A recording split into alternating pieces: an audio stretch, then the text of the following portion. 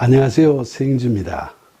여러분, 우리가 교회 다니면서 가장 많이 듣는 말 중에 하나가 우리 인간은 모두 죄인이라는 말이라고 말씀드린 적이 있는데, 이 말과 함께 따라다니는 또 하나의 말이 있다면 그건 무엇일까요? 저는 그 말은 원죄라는 말이 아닐까 하고 생각합니다. 우리는 자신이 생각할 때는 자기 자신이 별로 죄스럽다고 생각지 않는데도 불구하고 살아가면서 숱한 고난과 시련에 시달리다 보면 내가 왜 뭘 잘못했기에 이렇게 고초를 겪어야 하느냐고 한탄할 때가 많습니다. 이 탄식에 대한 답으로 교회는 흔히 우리의 죄인됨을 일깨워주고 있습니다. 그러나 우리는 자기 자신이 크게 잘못한 것도 없는데도 불구하고 왜 자꾸 교회가 우리를 죄인이라고 몰아세우는가라고 따져 묻게 됩니다. 이런 물음에 대해서 대부분의 교회는 각자의 잘잘못을 따지기에 앞서 본래 인간은 창세기 선악과 사건에서 보여주는 아담과 하와의 원죄 때문에 죄인일 수밖에 없다고 대답을 하죠. 원래 이 원죄라는 개념이 기독교에 도입된 것은 2세기경 리옹의 주교 이레니우스에 의했습니다. 그는 아담은 사탄으로부터 죄를 이 세상에 들어오게 하는 통로였고, 그 원죄로 말미암아 아담의 후손인 인류는 죄와 죽음의 포로로 태어난다고 주장했습니다. 그런데 성경에 보면 그보다 더 이전에 AD 57년경에 기록된 로마서에 이미 그 주장과 비슷하게 듣기는 말씀이 나옵니다. 로마서 5장 12절에서 사도 바울은 그러므로 한 사람으로 말미암아 죄가 세상에 들어오고 죄로 말미암아 사망이 들어왔나니 이와 같이 모든 사람이 죄를 지었으므로 사망이 모든 사람에게 이르렀느니라 라고 이야기하고 있습니다. 많은 사람들은 이 말씀을 원죄에 관한 이야기를 하는 것으로 해석을 하고 있죠. 그러니까 아담이 죄를 짓게 됨으로써 에덴에서 영생하지 못하고 당장은 영적 죽음에 그쳤지만 결국 나중에는 육신도 죽게 되는 운명을 맞이하게 되었고, 이 아담의 죄가 원죄가 되어서 모든 인간이 다 죄인이 되고 죽음에 이르게 되었다고 해석하는 겁니다. 바울이 12절 전반부에서 한 사람으로 말미암아 죄가 세상에 들어오고 죄로 말미암아 사망이 들어왔나니 라고 이야기를 하니까 얼핏 보면 원죄를 주장한 것처럼 보이죠.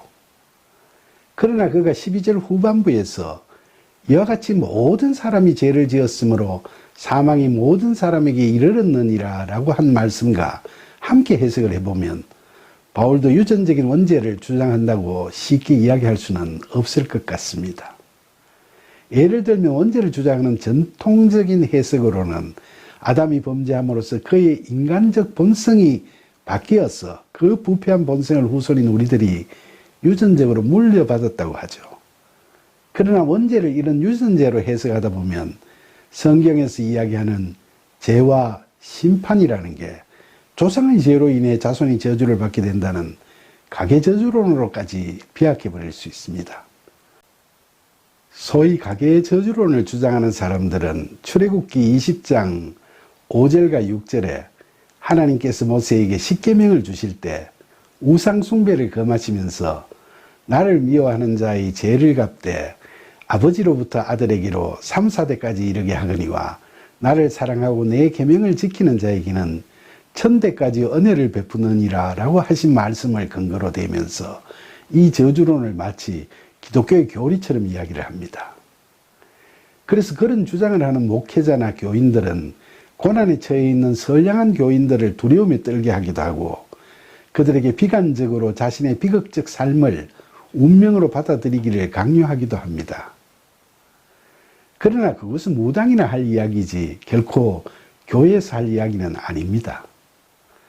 출애굽기의 그 말씀의 의미를 해석하자면 우선 5절의 말씀은 부모의 신앙이 그 자식들에게까지 영향을 끼치기 때문에 우상 숭배를 하는 잘못된 신앙을 부모가 가지게 되면 그것이 자식에게 전수되고 손자에게까지 영향을 미치게 되는 것이 당시의 대가족제에서는 3, 4대가 서로 같이 살기 때문에 보편적으로 우려되는 경향임을 하나님께서 지적하신 것이고, 6절의 말씀은 가문의 가훈이나 신앙교육을 통해 내려오는 신앙의 가르침은 대대로 이어져 가면서 그 자손들도 바른 신앙으로 축복받는 삶을 오래도록 살 수 있을 것이라는 근거의 말씀으로 해석할 수 있습니다.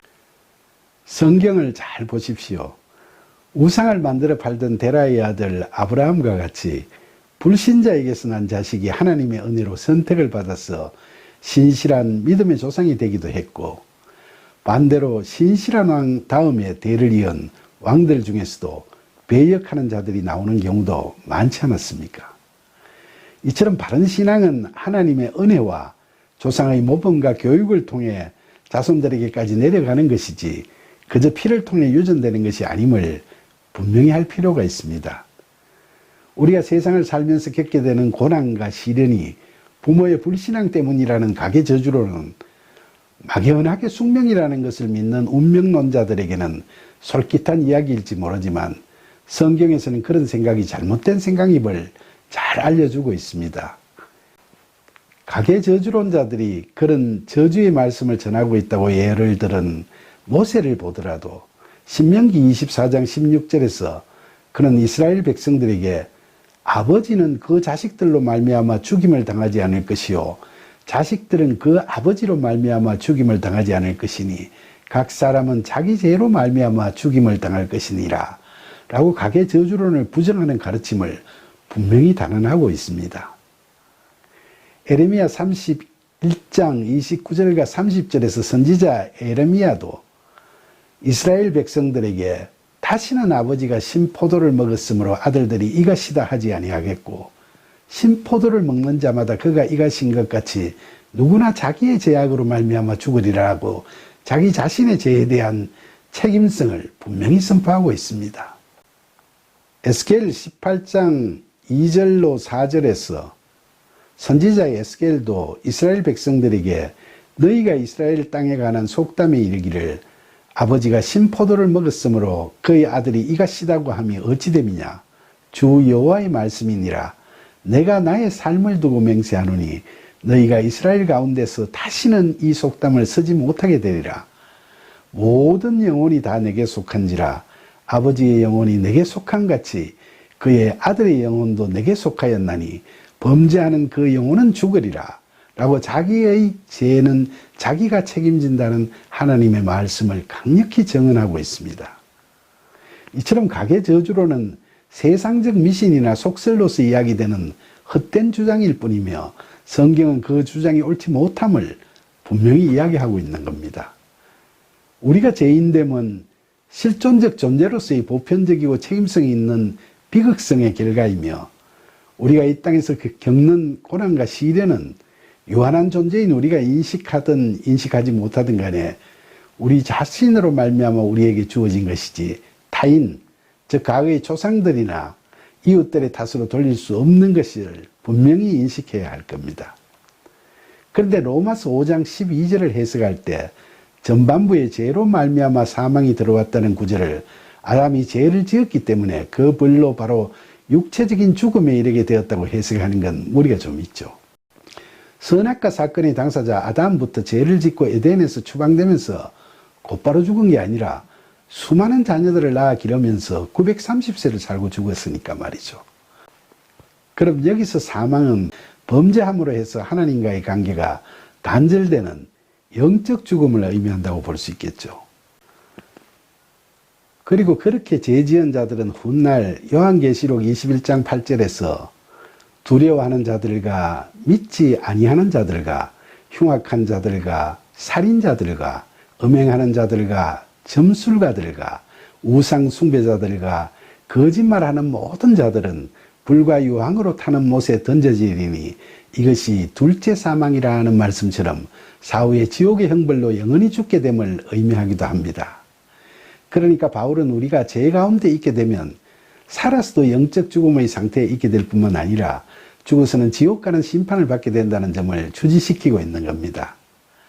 그리고 특히 원죄와 관련해서 12절 후반부를 헬라어 원어 성경을 보면 모든 사람이 죄를 지었으므로 해서 죄를 지었다는 동사 헤마르토는 단순 과거 동사이므로 모든 사람이 지은 그 죄는 자기가 현재 짓고 있거나 미래에 지을 죄를 이야기하는 게 아니라 과거에 아담이 죄를 지었을 때 그들도 다 동참해서 죄를 지었다는 뜻으로 해석됩니다.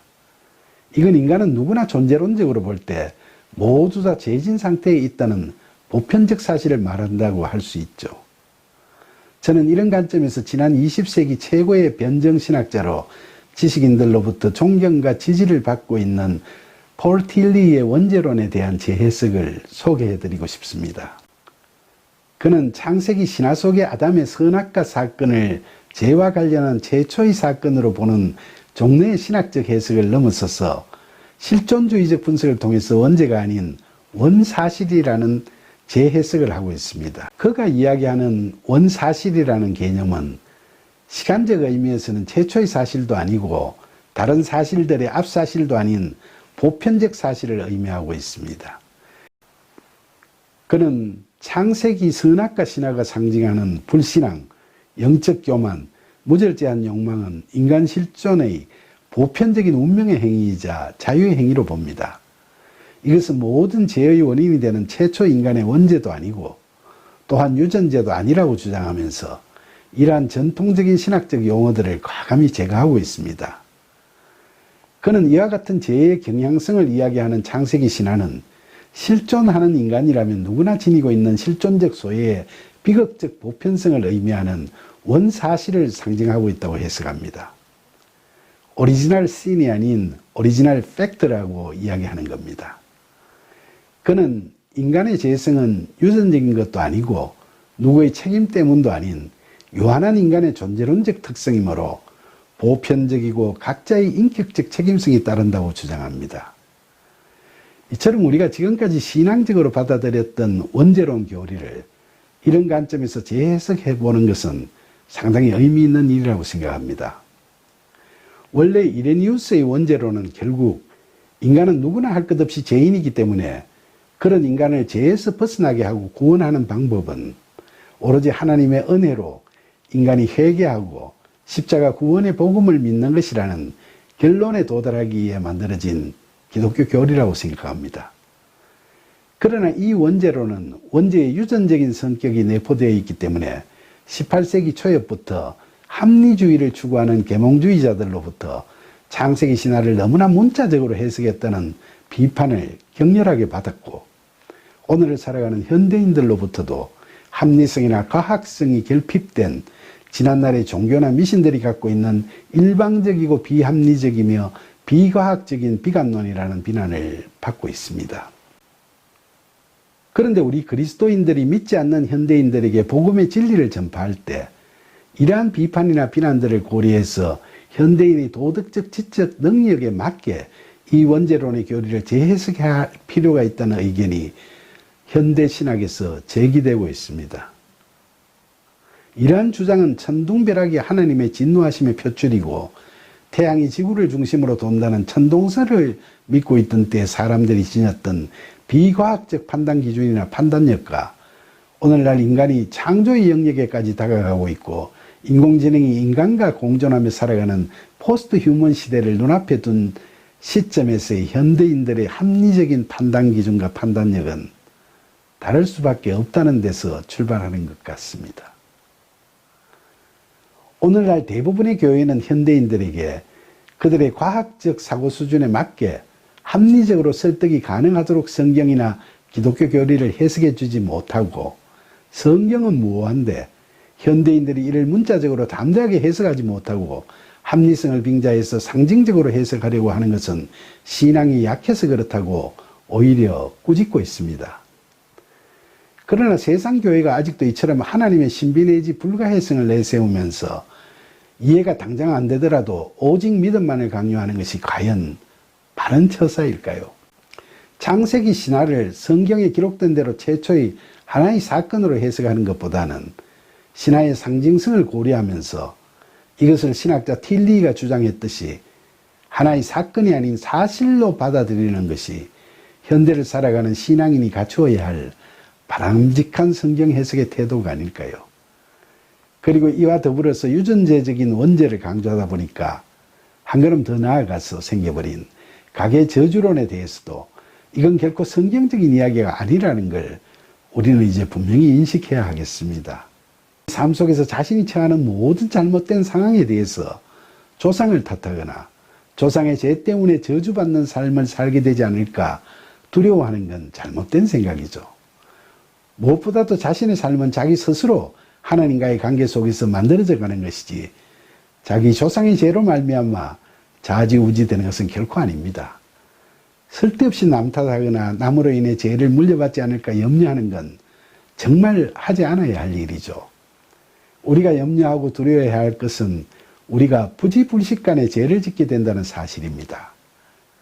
부디 세속적이고 무속적인 가계 저주론에 빠지지 않고 스스로 죄 지었음을 깨닫게 되면 속히 회개하고 은혜에 의한 믿음으로 받은 구원의 복을 잃지 않도록 항상 기뻐하고 쉬지 말고 기도하며 범사에 감사하면서 다시는 죄 짓지 말고 살아갈 수 있도록 성령의 도우심과 이끄심을 진심으로 바라는 저와 여러분이 되기를 간절히 소망합니다.